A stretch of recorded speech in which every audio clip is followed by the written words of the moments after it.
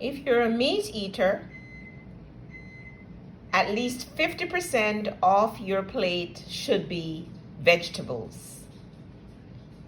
If you're vegetarian or vegan, at least 25% of your plate should be raw vegetables, raw food.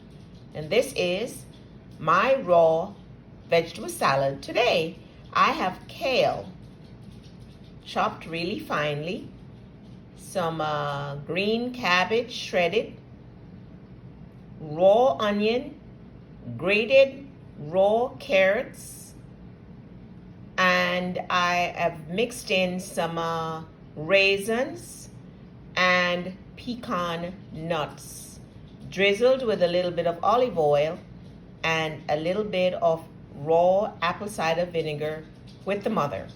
And this is my raw salad today.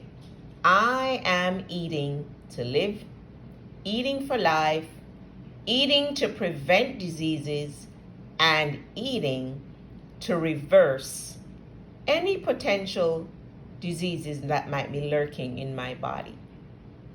How about you? This is Marva Riley.